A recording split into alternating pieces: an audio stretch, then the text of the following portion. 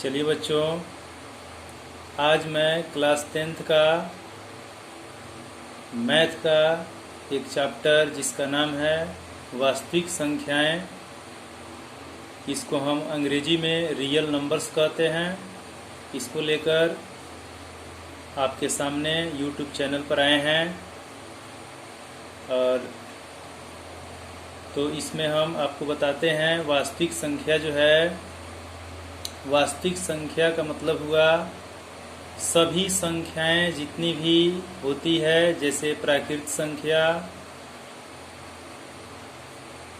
जिसको हम प्राकृतिक संख्या भी कहते हैं, और पूर्ण संख्या,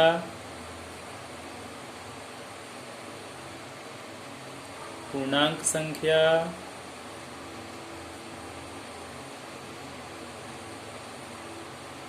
सम संख्या, विषम संख्या,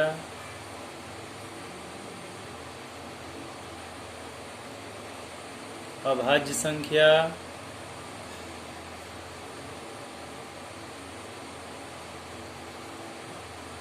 भाज्य संख्या,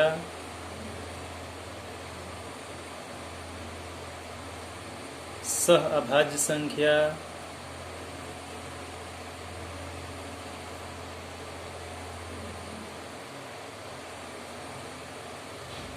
इसके बाद आता है परिमेय संख्या, अपरिमेय संख्या,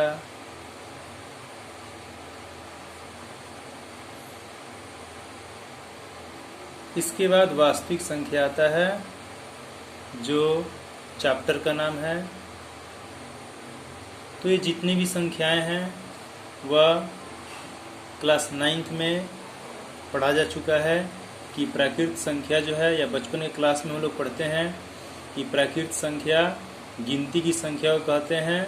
और गिनती कहाँ से शुरू होता है बच्चों? 1 से। 1, 2, 3, 4, 5 डॉट डॉट डॉट हम अनंत तक, यानी गिनती की संख्या अनंत तक हो सकती है।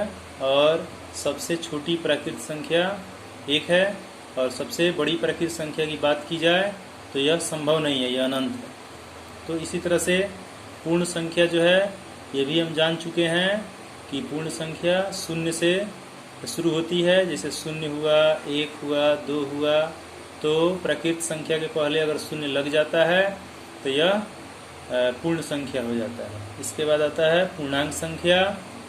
तो पूर्णांक संख्या जो होता है, इसमें 2 तरह की संख्याएं, धनात्मक संख्या, ऋणात्मक संख्या, यानी माइनस में जो संख्या होती है, जैसे डॉट डॉट डॉट माइनस हम लिखते हैं 4, -3, -2, -1, -1 के बाद जस्ट 0 होता है।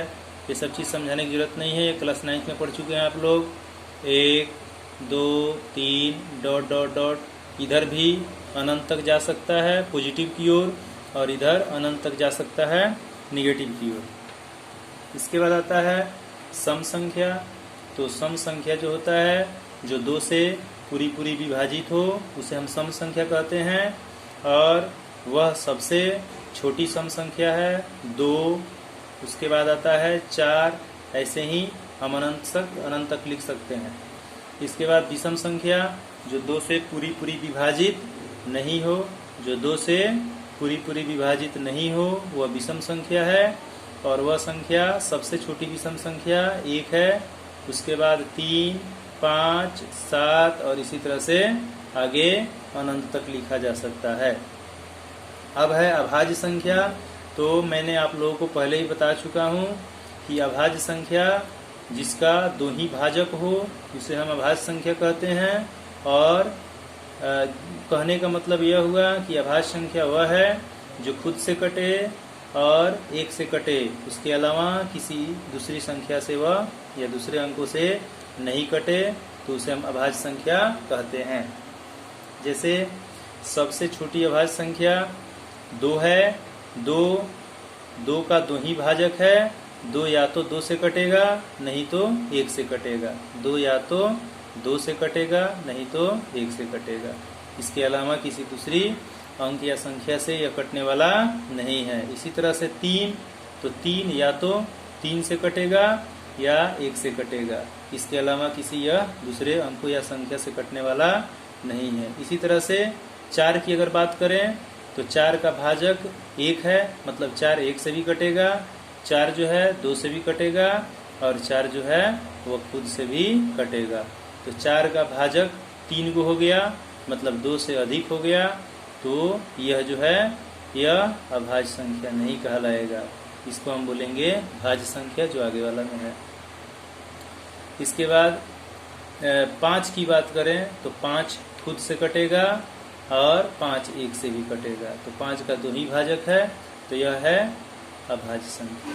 तो जिस पर सही का निशान लगाए हैं वह अभाज्य संख्या है और जिस पर गलत का निशान लगाए हैं वह भाज्य संख्या है। मतलब अभाज्य संख्या जिस संख्या को छोड़ देता है वह सब भाज्य संख्या हो जाता है। जैसे 5 के बाद 6 हो गया भाज्य संख्या, 7 हो गया अभाज्य संख्या, 8 हो गया भाज्य संख्या, 9 हो गया भाज्य संख्या, 10 हो गया भाज्य संख्या।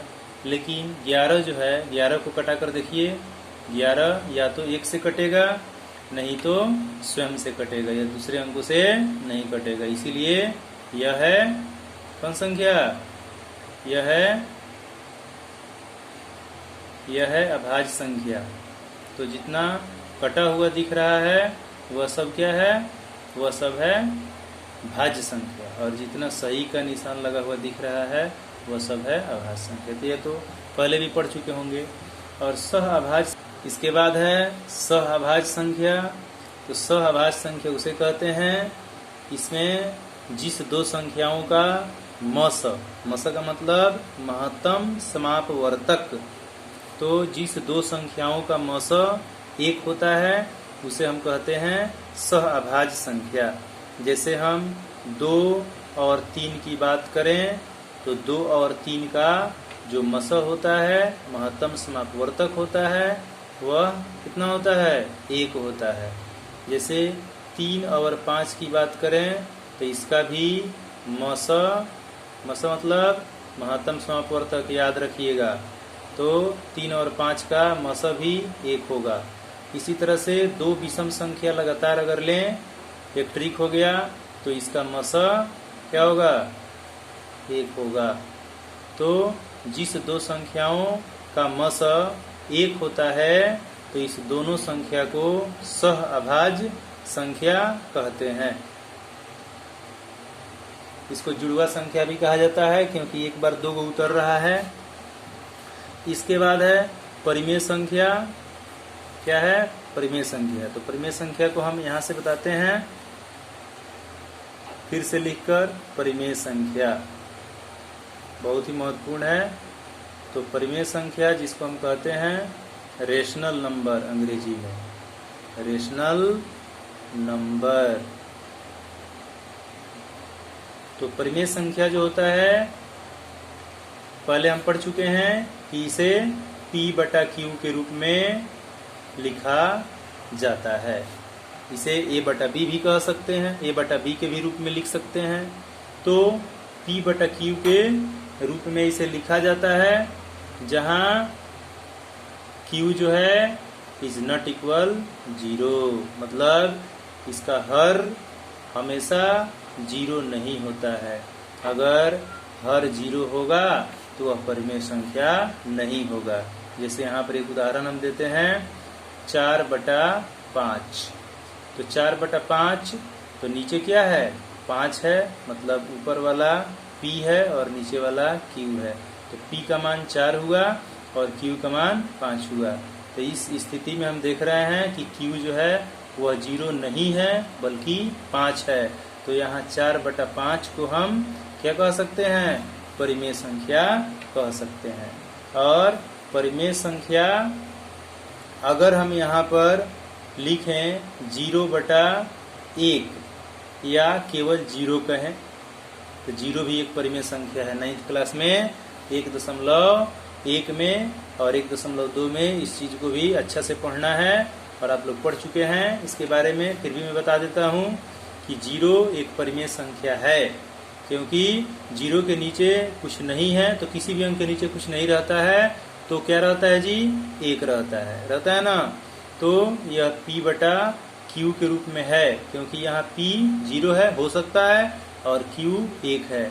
यहाँ ध्यान रहना चाहिए इस बात का, हम पहले बता चुके हैं यहाँ पर कि Q जो है वह 0 नहीं हो, क्योंकि जब Q 0 होगा तो उसको हम परिभाषित नहीं मानते हैं, यानी वह संख्या परिमेय संख्या नहीं होती है। जैसे यहाँ पर 8/0 करें या 2/0 करें या 3/0 करें, तो यह सब परिमेय संख्या नहीं होगा, मतलब इसको परिमेय संख्या हम नहीं कहेंगे। परिमेय संख्या किसे कहेंगे, तो वैसी संख्या जिसे P बटा Q के रूप में लिखा जा सकता है जहाँ Q बराबर नहीं हो 0 के। जैसे में 4/5, तो 4 P का रूप है और 5 Q का रूप है, तो P बटा Q के रूप में है, और यह भी कंडीशन है कि Q बराबर नहीं है 0 के, मतलब Q 0 न होकर क्या है, 5 है, तो यह परिमेय संख्या 4/5 होगा। शून्य की बात की जाए, मतलब जो भी संख्याएं यहाँ ऊपर में हम पढ़े हैं, प्राकृत संख्या, पूर्ण संख्या, पूर्णांक संख्या, सम संख्या, विषम संख्या, अभाज्य संख्या, भाज्य संख्या, यह सब संख्याएं परिमेय संख्या हो सकती है। ठीक है। इसके बाद अपरिमेय संख्या, तो यहाँ तक तो हम ज़्यादा नहीं बताएंगे, ठीक है, क्योंकि यह 9th क्लास में इस बात को अच्छा से मैं बता चुका हूँ। आप लोग पढ़े होंगे, कहीं ना कहीं पढ़े होंगे, तो परिमेय और अपरिमेय के बारे में अच्छी तरह से जानते होंगे। तो अपरिमेय संख्या उसे कहेंगे। फिर भी थोड़ा सा मैं बता देता हूँ यहाँ पर, अपरिमेय संख्या जिसको हम कहते हैं इरेशनल नंबर, इरेशनल नंबर बोलते हैं अपरिमेय संख्या को। ठीक है। तो अपरिमेय संख्या जो होता है इसे हम दशमलव या रूट के रूप में देख पाते हैं, मतलब इसे P बटा Q के रूप में नहीं लिखा जा सकता है, इसे दशमलव या रूट के। जैसे हम √3 की बात करें तो √3, जैसे √3 का वैल्यू होता है 1.732 और यह कटता नहीं है, इन्फिनिटी तक जाता है। तो इसके बाद में √3 के बाद √5 आ गया, तो √5 भी क्या है, √5 हुआ या √7 हुआ। ठीक है, मतलब जो रूट के रूप में हो और मतलब अनंत तक जाए, इसको हम बोलेंगे अपरिमेय संख्या। मतलब रूट के रूप में या दशमलव के रूप में जो संख्या होती है वो अपरिमेय संख्या होती है।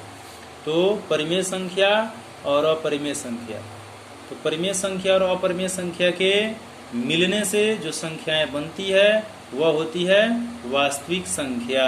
यहाँ पर है वास्तविक संख्या। वास्तविक संख्या किसे बोलेंगे, तो परिमेय और अपरिमेय के मिलने से जो संख्या बनेगी उसे हम कहेंगे